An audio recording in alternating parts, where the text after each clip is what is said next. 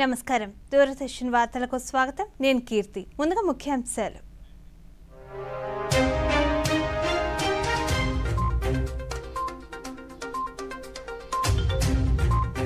గుజరాత్లోని భుజ్లో రోడ్ షోలో పాల్గొన్న ప్రధాని రాష్ట్ర వ్యాప్తంగా యోగాంధ్ర కార్యక్రమాలు యోగాను జీవన శైలిలో భాగం చేసుకోవాలంటూ పిలుపునిస్తున్న ప్రముఖులు మరో 2 రోజుల్లో రాష్ట్రంలోకి నైరుతి రుతుపవనాలు కోస్తాంధ్ర రాయలసీమలో భారీ వర్షాలు కురుస్తాయన్న భారత వాతావరణ శాఖ.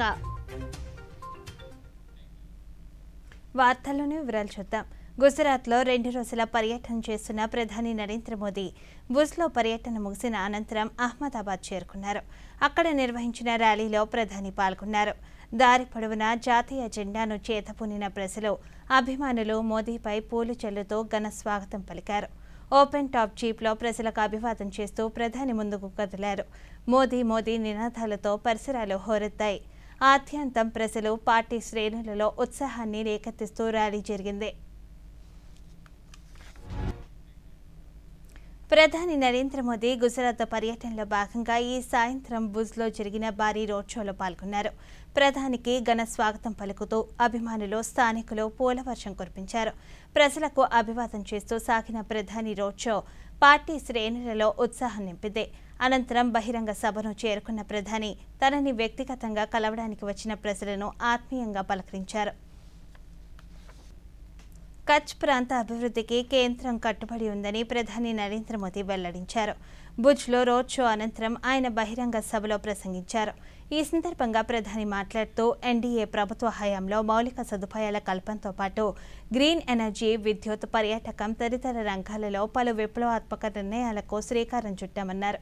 ఈ సందర్భంగా ప్రధాని మోదీ 53,400 కోట్ల రూపాయల బహుళ అభివృద్ధి ప్రాజెక్టులకు శంకుస్థాపనలో ప్రారంభోత్సవాలు చేశారు.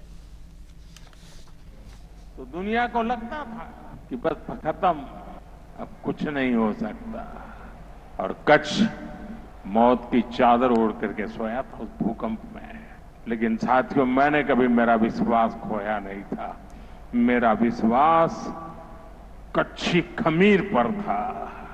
અને એટલે જ હું તો કહેતો તો બાળકોને ભણાવવું પડશે કે કચ્છનો ક અને ખમીરનો ખ. लेकिन मुझे विश्वास था कि कच्छ इस संकट को परास्त करेगा, भूकंप को भी कंपा करके मेरा कच्छी मारू खड़ा हो जाएगा, और आपने बिल्कुल वैसा ही किया. आज कच्छ व्यापार, कारोबार का, टूरिज्म का एक बड़ा सेंटर है. आने वाले समय में कच्छ की ये भूमिका और बड़ी होने वाली है. इसलिए जब भी मैं कच्छ विकास को गति देने आता हूं, मुझे लगता है कि मैं और कुछ करूंगा, और नया करूंगा, और ज्यादा करूंगा. मन रुकने का नाम नहीं करता है. తలసేమియా బాధితుల కోసం ఈ నెల 28వ తేదీన విజయవాడలోని రాష్ట్ర ఎన్నికల కమిషన్ కార్యాలయంలో రాష్ట్ర ఎన్నికల కమిషన్ రెడ్ క్రాస్ ఆధ్వర్యంలో మెగా రక్తదాన శిబిరం నిర్వహించనున్నట్లు రాష్ట్ర ఎన్నికల commission joint secretary Sai Prasad తెలిపారు. విజయవాడలో ఈ రోజు ఆయన మీడియాతో మాట్లాడుతూ తలసేమియా వ్యాధితో బాధపడుతున్న చిన్నారుల కోసం రక్తదాన శిబిరాన్ని ఏర్పాటు చేస్తున్నామన్నారు. Red Cross blood bank chief medical officer Madan Mohan మాట్లాడుతూ తలసేమియా బాధిత చిన్నారులకు నిరంతరం రక్త మార్పిడి అవసరమని, అందుకు రక్తదానం చాలా కీలకమని తెలిపారు. రక్తదాన శిబిరంలో దాతలు పాల్గొని రక్తదానం చేయాల్సిందిగా కోరారు. మా పిల్లలకి కోసం చేస్తున్నాము. ప్రజలందరూ తప్పకుండా వచ్చి ఈ రాష్ట్ర ఎన్నికల కమిషన్ ఎంజీ రోడ్లో పోలీస్ పెట్రోల్ బంక్ పక్కన ఉందండి. దీంట్లో ఫస్ట్ ఫ్లోర్లో రూమ్ నెంబర్ 105లో ఏర్పాటు చేయడం జరిగింది. ఇది ముఖ్యంగా మేము ఏంటంటే తలసీమియా చిన్నారుల సహాయార్థం మేము చేస్తున్నాం. ఎందుకంటే ఇది సమ్మర్ మంత్స్, ఇప్పుడు మనకేంటంటే రక్తం దొరకడం చాలా కష్టం. ఎందుకంటే కాలేజెస్ కన్నిటికీ సెలవులు వచ్చినాయి కాబట్టి they are the potential blood donors for any blood bank. కాబట్టి వాళ్ళకి సెలవు రావడం వల్ల మనకేంటంటే ఈ తలసీమియా చిన్నారులకి ఏంటంటే వాళ్ళ జీవితం కడు దుర్భరం. వాళ్ళు ఏంటంటే they are born with genetic disorder of the blood. వాళ్ళకి ప్రతి 3 వారాలకి రక్తం ఎక్కించాలి, లేకపోతే జీవించడం కష్టం. కాబట్టి వాళ్ళకి మనం రక్తం ఇచ్చినా కూడా వాళ్ళ జీవితకాలం 20 నుంచి 30 సంవత్సరాలు మాత్రమే, అంతకు మించి వాళ్ళు జీవించలేరు. కాబట్టి వీళ్ళకి ప్రతి 21 రోజులకి వాళ్ళు అడగగానే బ్లడ్ ఇవ్వాలి. రెడ్ క్రాస్ 24 గంటలు 365 రోజులు ఈ పిల్లలు ఎప్పుడు వచ్చినా కూడా మేము ఉచితంగా ఇస్తున్నాం. దీనికి కారణం మాకు సహాయం చేస్తున్న ఇటువంటి సేవా సంస్థలు. అలాగే ఆంధ్రప్రదేశ్ ప్రభుత్వం ద్వారా వెలువడిన మెగా డిఎస్సి నుండి ఐటీడీఏ పరిధిలోని ఉపాధ్యాయ ఖాళీలను మినహాయించి ఆ ఉద్యోగాలను కేవలం ఆదివాసీ గిరిజనులకు కేటాయించాలని కోరుతూ ఆదివాసీ జేఏసీ ఆధ్వర్యంలో ర్యాలీ నిర్వహించారు. పార్వతీపురం మన్యం జిల్లాలోని సీతంపేటలోని రామాలయం నుండి ఐటీడీఏ కార్యాలయం వరకు పెద్ద ఎత్తున ఆదివాసీ సంఘ సభ్యులు, నిరుద్యోగ యువత ఈ ర్యాలీలో పాల్గొన్నారు. జీవో నెంబర్ 3 స్థానంలో కొత్త చట్టం తీసుకుని రావాలని, ఐటీడీఏ పరిధిలోని అన్ని ఉపాధ్యాయ పోస్టులను ఆదివాసీలతోనే భర్తీ చేయాలని, గిరిజన అభివృద్ధి సంస్థ పరిధిలోని అన్ని శాఖల భర్తీలకు ప్రత్యేక నోటిఫికేషన్ విడుదల చేయాలని వారు ప్రభుత్వాన్ని కోరారు.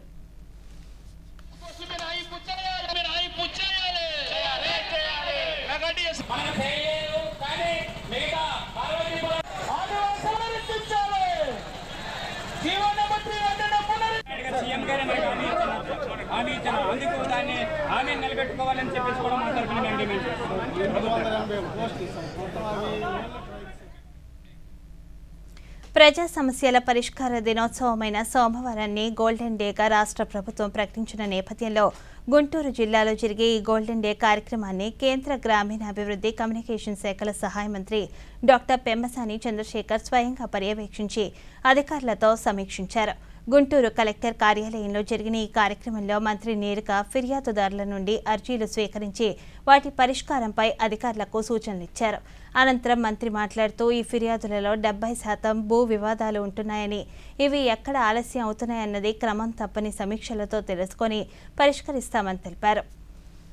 రెస్పాన్స్ ఎలా ఉంది, ఎక్కడ డిలేస్ ఉన్నాయి అనేది ఒకసారి రివ్యూ చేద్దామని వచ్చాం. ఈరోజు చూస్తే చాలా వరకు ఎక్కువ ల్యాండ్ రిలేటెడ్ ఇష్యూస్ ఉన్నాయి. గత 5 సంవత్సరాలు కానీ అంతకుముందు కానీ అక్కడక్కడ ఇవన్నీ ఎక్కడికక్కడ ఆక్యుపేషన్స్, లేకపోతే కుటుంబాల మధ్య ఉన్నటువంటి గొడవలు కానీ చాలా ఉన్నాయి సమస్యలు. ఇవన్నీ కోర్టుల్లో తేలకపోవటం, అక్కడ డిలేలు ఉండటం, ఇవన్నీ పబ్లిక్ కొద్దిగా ఇబ్బందులుగా ఉన్నారు. వీళ్ళందరినీ 1 by 1 సాల్వ్ చేసే విధంగా టోటల్గా ఎన్ని ఉన్నాయి అంత అధికారులతో కూడా మాట్లాడాం. అసలు ఎన్ని వచ్చినాయి ఈ 1 yearలో, ఎంతవరకు సాల్వ్ అవుతున్నాయి, సాల్వ్ అవునటన్నిటినీ కూడా త్వరితగతిని సాల్వ్ చేసే విధంగా 100% అన్నీ చేస్తారని కాదు, ఎన్ని వీలైతే అంత మ్యాక్సిమం సాల్వ్ చేసే విధంగా చేయమని అధికారులందరినీ ఆదేశించాం. తెలుగుదేశం పార్టీ మహానాడు రేపటి నుంచి ప్రారంభమవుతుంది. తెలుగుదేశం పార్టీ తొలిసారిగా వైఎస్ఆర్ కడప జిల్లాలో మహానాడు నిర్వహిస్తుంది. పార్టీ అధినేత ముఖ్యమంత్రి చంద్రబాబు ఈరోజు సాయంత్రం ఇక్కడికి చేరుకున్నారు. పార్టీ జాతీయ ప్రధాన కార్యదర్శి మంత్రి నారా లోకేష్ కడపకు చేరుకుని ఏర్పాట్లు పర్యవేక్షిస్తున్నారు. పలువురు రాష్ట్ర మంత్రులు కడప చేరుకున్నారు. పార్టీ తోరణాలు, కటౌట్లు, ఫ్లెక్సీలతో మహానాడు ప్రాంగణం కడప, కమలాపురం నియోజకవర్గాల్లో దర్శనమిస్తున్నాయి. నగర శివార్లలో ఉన్న కమలాపురం నియోజకవర్గం పబ్బాపురం సమీపంలోని 150 ఎకరాల విస్తీర్ణంలో మహానాడు నిర్వహిస్తున్నారు. ట్రాఫిక్ పార్కింగ్ మీద ప్రత్యేకమైనటువంటి దృష్టి సారించడం జరిగింది. వివిధ ప్రదేశాల నుంచి వచ్చేటటువంటి ప్రజలకు, అదేవిధంగా వివిఐపీలకు, ముఖ్యమైనటువంటి నాయకులకు ఎలాంటి అంతరాయం కలగకుండా. వార్తల్లో చిన్న విరామం.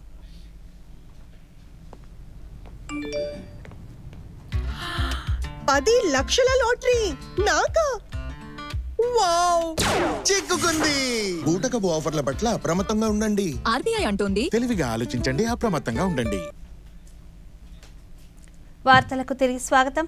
కేంద్ర, రాష్ట్ర ప్రభుత్వాల మార్గదర్శకాల ప్రకారం కోవిడ్ను సమర్థవంతంగా ఎదుర్కొనేందుకు సిద్ధంగా ఉన్నామని తిరుపతి స్విమ్స్ డైరెక్టర్ ఆర్వి కుమార్ తెలిపారు. స్విమ్స్ ఆసుపత్రిలో ఆయన మీడియాతో మాట్లాడుతూ ఆర్టీపీసీఆర్ పరీక్షా కేంద్రం ఏర్పాటు చేశామన్నారు. అలాగే పీపీఈ కిట్లు, ప్రత్యేక వార్డును అందుబాటులో ఉంచామన్నారు. స్విమ్స్ పద్మావతి మహిళా వైద్య కళాశాలలో 22 టన్నుల ఆక్సిజన్ ప్లాంట్ అందుబాటులో ఉందన్నారు. ప్రతి ఒక్కరూ కోవిడ్ నిబంధనలు విధిగా పాటించాలని ఆయన సూచించారు. కోవిడ్ కేసులు పాజిటివ్ రావడంతో సమాజంలో కొన్ని భయాందోళనలు నెలకొన్నాయి. కానీ ఈ కేసులు చాలా తక్కువ ప్రమాణంలో ఉన్నాయి. రెండవది ఎక్కడైతే కోవిడ్ పాజిటివ్ వచ్చిందో వాళ్ళు కూడా చాలా స్వల్పమైనటువంటి సిమ్టమ్స్తో మాత్రమే ఉన్నారు. ఎవరికి తీవ్రమైన సిమ్టమ్స్ కానీ ప్రాణహాని కానీ జరగలేదు. అందువల్ల భయపడాల్సిన పరిస్థితి ప్రస్తుతానికి లేదు. పోయిన పాండమిక్లో Sri Venkateswara institute of medical sciences కోవిడ్కి నోడల్ సెంటర్గా పనిచేసి అత్యుత్తమ ట్రీట్మెంట్ ఇవ్వడం జరిగింది. అందువల్ల మా దగ్గర ఉన్నటువంటి డాక్టర్లు, nurses, intensive care specialists, technicians అందరూ కూడా కోవిడ్ ట్రీట్మెంట్లో చక్కటి నిష్ణాతులు. ఒకవేళ కోవిడ్ మరింత విజృంభించినా కూడా మనము ఇక్కడ మంచి ట్రీట్మెంట్ ఇవ్వగలిగే పరిస్థితిలో ఉన్నాము. కర్నూలు జిల్లా పాణ్యంలోని 16 వార్డుల అభివృద్ధికి ముఖ్యమంత్రి చంద్రబాబు నాయుడు ప్రత్యేకంగా నిధులు కేటాయించారని పాణ్యం శాసనసభ్యురాలు గౌరు చరితారెడ్డి తెలిపారు. నగరంలోని 21వ వార్డులో 48 లక్షలతో అభివృద్ధి పనులకు ఈరోజు ఆమె శంకుస్థాపన చేశారు. ఈ సందర్భంగా ఆమె మాట్లాడుతూ 16 వార్డుల్లో ప్రతిరోజు మంచినీరు సరఫరాకు చర్యలు తీసుకుంటున్నామన్నారు. పాణ్యం పరిధిలో ఉన్న వార్డుల్లో రోడ్లు, డ్రైనేజీలు ఏర్పాటు చేస్తున్నామని తెలిపారు. CI colony to NGOs colony, doctors కాలనీలో 48,32,000తో సీసీ రోడ్స్ అయితేనేమి, సీసీ డ్రైన్స్ అయితేనేమి భూమి పూజ చేసుకోవడం జరుగుతుంది. మాకు ముందే ఎక్స్టెన్షన్ ఏరియా చాలా కొత్త కాలనీలు వస్తూ ఉన్నాయి, కొత్త ఇల్లు కడతా ఉన్నారు. ఎక్కడ చూడు రోడ్లు కావాలని, డ్రైన్స్ కావాలని చాలా కోరడం జరుగుతుంది. ఇప్పుడు మేము ఇక్కడికి వచ్చిన తర్వాత కూడా ఇంకా మా ఏరియాలో డ్రైన్స్ లేక మురుగునీరు చేరి చాలా ఇబ్బంది పడుతూ ఉన్నాం. ఇప్పుడు అందులో వర్షాకాలం వచ్చింది, డెంగ్యూలు, మళ్ళీ కొత్తగా కూడా కరోనా కూడా మనం వింటూ ఉన్నాం ఇప్పుడే మన స్టేట్లో. కాబట్టి ఇవన్నీ ప్రాబ్లమ్స్ ఉన్నాయి, మీరు డ్రైన్స్ ఏర్పాటు చేయాలని శ్రీ దుర్గామల్లేశ్వర స్వామివారి ఆలయ ప్రాంగణంలో నిర్మించిన నవగ్రహ మండపం పునఃప్రతిష్ఠ కార్యక్రమం జూన్ 3, 4, 5 తేదీల్లో నిర్వహిస్తామని దేవస్థానం కార్యనిర్వహణాధికారి వికే సీనానాయక్ తెలిపారు. విజయవాడలో ఆయన మీడియాతో మాట్లాడుతూ దేవస్థానంలో జరుగుతున్న అభివృద్ధి పనులను వివరించారు. అన్నదాన భవనం, లడ్డూ తయారీ భవనం దసరా నాటికి వినియోగంలోకి తేవడానికి చర్యలు తీసుకున్నామన్నారు. రోజు అమ్మవారికి మహా నివేదన మరియు శుద్ధి కార్యక్రమం జరుగుతుంది కాబట్టి ఆ క్రమంలో చాలామంది చంటి బిడ్డలతోటి వచ్చిన భక్తులు, వృద్ధులు, వికలాంగులు వాళ్ళు గంటల తరబడి క్యూలో వేచి ఉంటారు. ఆ యొక్క అంశాలన్నింటినీ దృష్టిలో పెట్టుకొని 11:30 నుంచి 1:30 వరకు విఐపి బ్రేక్ దర్శనం ఏదైతే ఉంటుందో విఐపి వాళ్లకు అవి ఖచ్చితంగా మనము దాన్ని కొద్దిగా క్రమబద్ధీకరించడం జరిగింది. ఇది మీ ద్వారా ప్రతి ఒక్కరికి కూడా తెలియజేయడం జరిగింది. అన్ని దేవాలయాలకు ఒక ఎత్తైతే మన దేవాలయానికి సంబంధించి ఇంద్రకీలాద్రి పైన పార్కింగ్ సమస్య ఉంది. ఈ పార్కింగ్ సమస్యను మనం బయటపడాలంటే మనకు హోల్డింగ్ ఏరియా, సీతమ్మ పాదాల వారి దగ్గర హోల్డింగ్ ఏరియా ఉంది. అక్కడ దాదాపు 4 ఎకరాల స్థలం ఆల్రెడీ మనం తీసుకొని అక్కడి నుంచి బస్సెస్ కూడా మనం ఏర్పాటు చేయడం జరిగింది. ఇటువైపు టువర్డ్స్ మనకు టీటీడీ స్థలం ఏదైతే 2 ఎకరాలు ఉందో అక్కడ కూడా మనకు పున్నమి ఘాట్ ఉంది, అక్కడి నుంచి కూడా బస్సెస్ మనము ఏర్పాటు చేసుకోవడం జరిగింది. వేసవి సెలవుల కారణంగా గత వారం రోజులుగా తిరుమలలో భక్తుల తాకిడి అనూహ్యంగా పెరిగింది. ఈ క్రమంలో అన్ని విభాగాల అధికారుల సమన్వయంతో భక్తులకు ఎలాంటి ఇబ్బంది కలగకుండా టీటీడీ చర్యలు తీసుకుంటుంది. తిరుమలలో శ్రీవారి సర్వదర్శనానికి అన్ని కంపార్ట్మెంట్లు భక్తులతో నిండాయి. టోకెన్లు లేని భక్తులకు శ్రీవారి సర్వదర్శనానికి 18 గంటల సమయం పడుతుంది. కంపార్ట్మెంట్ల నుండి ఏజీటీహెచ్ అతిథి గృహం వరకు భక్తులు వేచి ఉన్నారు. నిన్న శ్రీవారిని 91,538 మంది భక్తులు దర్శించుకున్నారు. 37,339 మంది భక్తులు తలనీలాలు సమర్పించుకున్నారు. హుండీ ఆదాయం 3,80,00,000 వచ్చినట్లు అధికారులు వెల్లడించారు.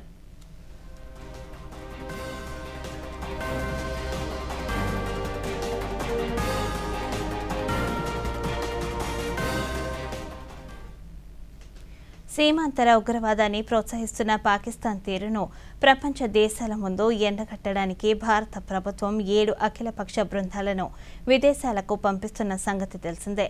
దీనిలో భాగంగా జనతాదళ్ యు పార్లమెంట్ సభ్యులు సంజయ్ జా నేతృత్వంలోని సభ్యుల బృందం దక్షిణ కొరియాలో పర్యటిస్తుంది. ఇందులో భాగంగా సియోల్లోని ప్రవాసాంధ్రులతో సమావేశమయ్యారు. ఈ సందర్భంగా ఆయన మాట్లాడుతూ పెహల్గాం ఉగ్రదాడికి వ్యతిరేకంగా అఖిలపక్ష సభ్యులంతా ఏకతాటిపైకి వచ్చి పాకిస్తాన్ వైఖరిని ప్రపంచ దేశాలకు తెలియజేస్తున్నామన్నారు.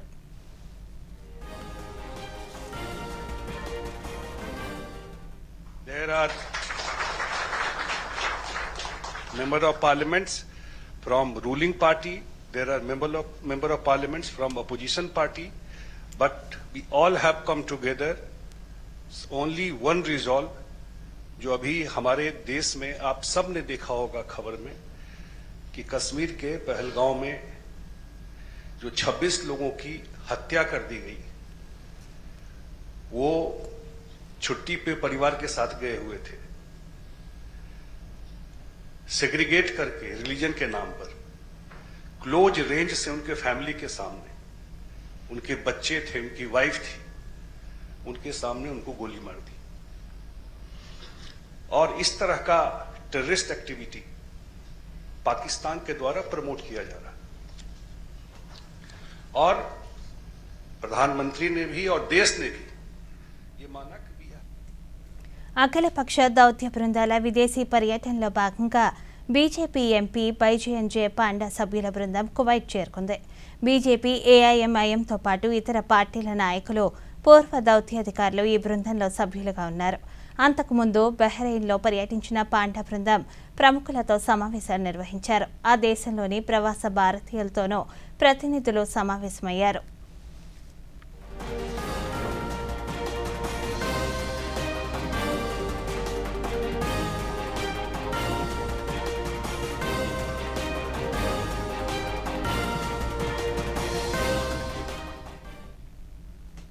సీమాంతర ఉగ్రవాదంపై తమ పోరును ప్రపంచ దేశాలకు తెలిపేందుకు భారత్ వడివడిగా అడుగులు ముందుకేస్తోంది.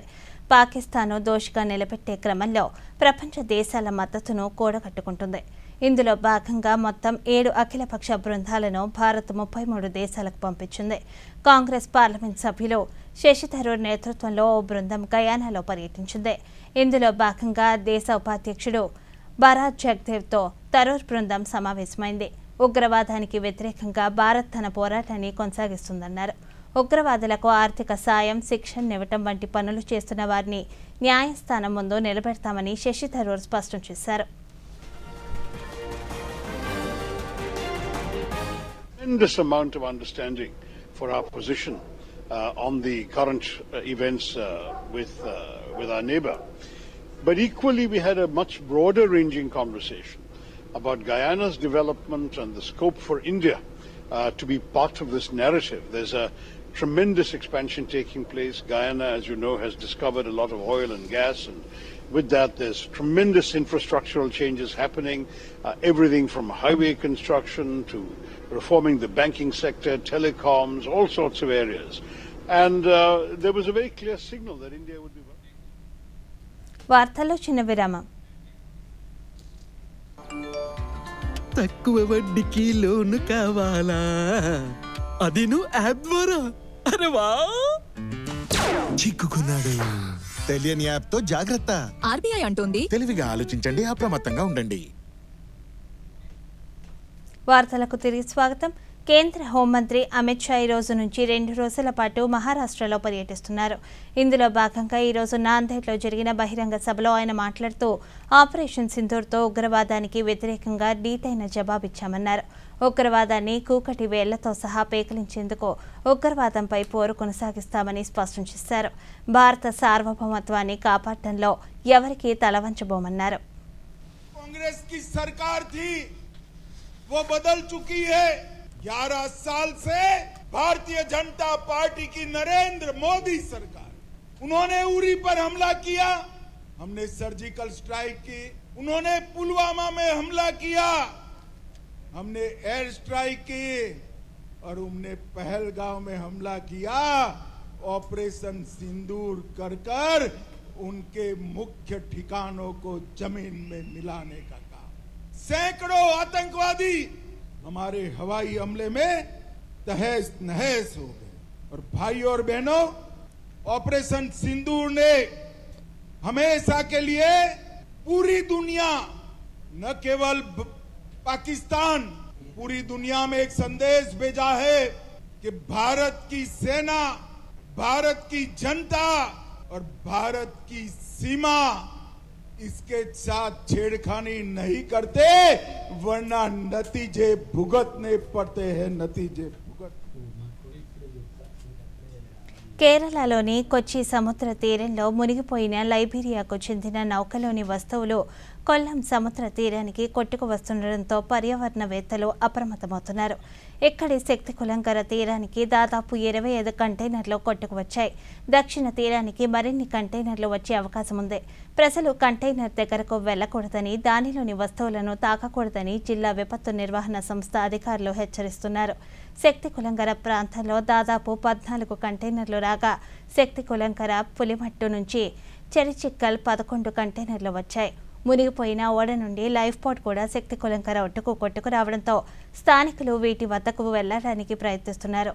జిల్లా విపత్తు నిర్వహణ అథారిటీతో పాటు పోలీసులు, మత్స్యశాఖ అధికారులు సంఘటనా స్థలానికి చేరుకొని రక్షణ చర్యలు చేపడుతున్నారు. కస్టమ్స్ అధికారులు కంటైనర్లు, వాటిలోని వస్తువులను స్వాధీనం చేసుకున్నారు. కేరళ విశ్వవిద్యాలయం జలజీవన శాస్త్ర మత్స్యశాఖ అధికారులు కంటైనర్ దగ్గర సముద్రపు నీరు, ఇసుక వస్తువులు నమూనాలను సేకరించారు. వీటిపై ల్యాబ్లో రసాయన పరీక్షలు నిర్వహిస్తామని, ప్రస్తుతానికి ఆందోళన చెందాల్సిన అవసరం లేదని హెచ్ఓడి డాక్టర్ ఎస్ఎం రఫీ తెలిపారు.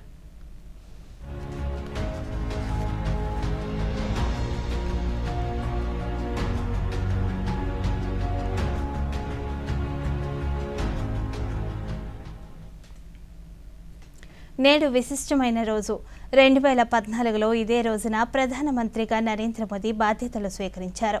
పేదలకు సాధికారత కల్పించడం లక్ష్యంగా పారదర్శక విధానాలు, సమ్మిళిత కార్యక్రమాల మద్దతుతో ప్రధానమంత్రి మోదీ ప్రభుత్వం అవినీతికి వ్యతిరేకంగా బలమైన ప్రచారాన్ని ప్రారంభించింది. పాత చట్టాలను రద్దు చేయడం, మౌలిక సదుపాయాలను మెరుగుపరచడం, సంక్షేమ నిధులను నేరుగా పౌరులకు అందించడానికి ప్రత్యక్ష ప్రయోజన బదిలీని వంటి ప్రధాన సంస్కరణలు అమల్లోకి వచ్చాయి. దశాబ్ద కాలంలో చోటు చేసుకున్న మార్పులు సమాజంలోని అన్ని వర్గాల జీవితాలను గణనీయంగా మెరుగుపరిచాయి. ఆర్థిక, సామాజిక సాధికారతను పెంపొందించాయి.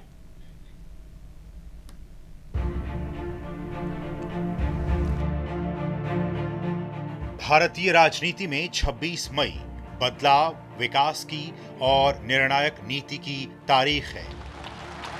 11 साल पहले साल 2014 में नरेंद्र दामोदर दास मोदी के नेतृत्व में एक नई सरकार का गठन हुआ था। प्रधानमंत्री नरेंद्र मोदी और उनका मंत्रिमंडल को राष्ट्रपति भवन के प्रांगण में शपथ दिलाई गई।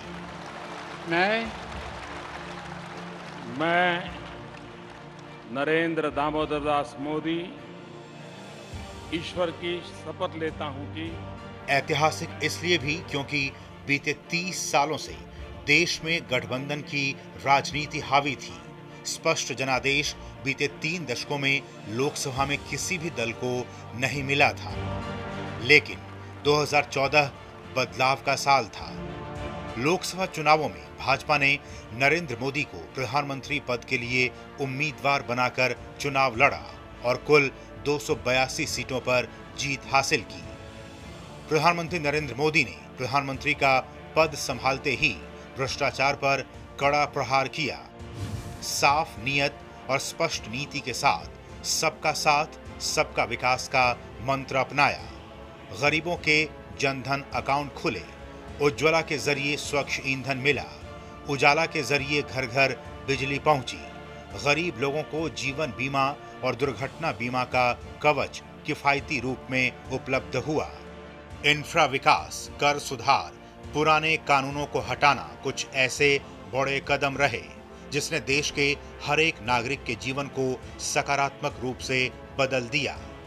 बीते 10 सालों में इतना बदलाव आ चुका है कि देश का हर वर्ग, हर व्यक्ति आर्थिक, सामाजिक सशक्तिकरण का हिस्सा बन रहा है।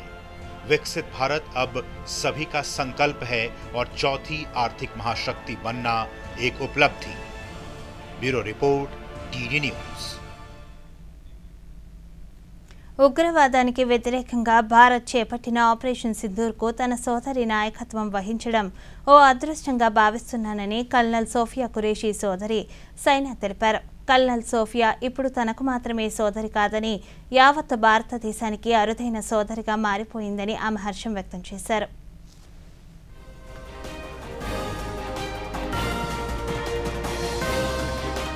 यहाँ से निकले तो सारे जो है जय जयकार की जो नारे लग रहे थे और एकदम मतलब देशभक्ति पेट्रोटिज्म जो हमारे अंदर से निकल रहा था, वो किसी को बोलने की जरूरत नहीं, एक खुशी एक अलग थी। और सबसे बड़ी बात तो नारी सशक्तिकरण, जो मैं खुद एक फीमेल हूँ तो वो उस चीज़ को फील कर सकती हूँ कि मोदी जी ने फीमेल को कितना ऊपर उठा दिया है।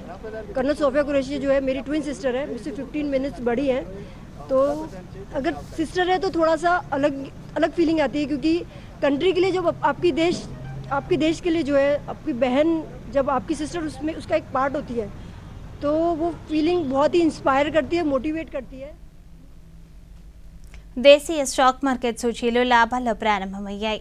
ఉదయం లాభాల్లో ప్రారంభమైన సూచీలు రోజంతా అదే దూకుడును ప్రదర్శించాయి. అంతర్జాతీయ మార్కెట్లలో సానుకూల ఫలితాలు, భారత్ 4వ అతిపెద్ద ఆర్థిక వ్యవస్థగా అవతరించడం వంటి అంశాలతో సూచీలు లాభాల బాట పట్టాయి. మార్కెట్ ముగిసే సమయానికి సెన్సెక్స్ 455 పాయింట్ల లాభంతో 82,176 వద్ద స్థిరపడింది. అలాగే నిఫ్టీ 148 పాయింట్ల లాభంతో 25,000 వద్ద ముగిసింది.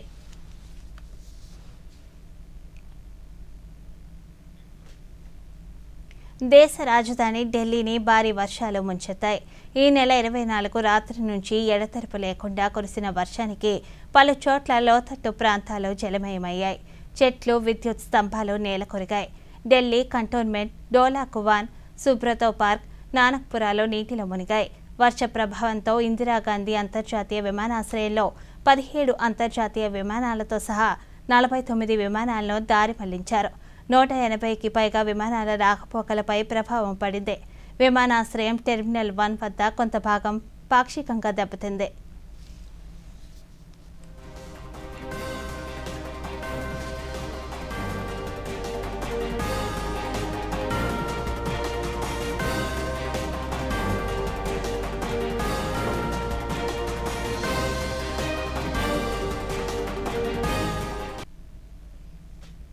రాబోయే 2-3 రోజుల్లో రాష్ట్రంలో నైరుతి రుతుపవనాలు విస్తరించేందుకు పరిస్థితులు అనుకూలంగా ఉన్నాయని భారత వాతావరణ విభాగం ఐఎండీ తెలిపింది. దీని ప్రభావంతో రాబోయే 4 రోజుల్లో కోస్తాంధ్ర, రాయలసీమలో భారీ వర్షాలు పడే అవకాశం ఉందని తెలిపింది. మరోవైపు అరేబియా సముద్రం నుంచి మహారాష్ట్ర, తెలంగాణ, ఛత్తీస్గఢ్ మీదుగా ఒడిశా వరకు ఉపరితల ద్రోణి కొనసాగుతుంది.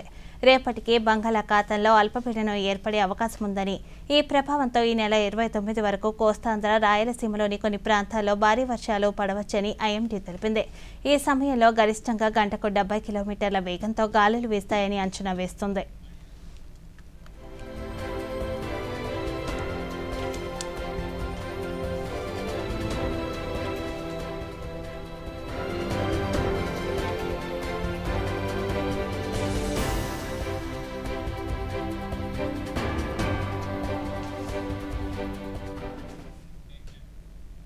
ఈ వార్తలు ఇంతతో సమాప్తం. నమస్కారం.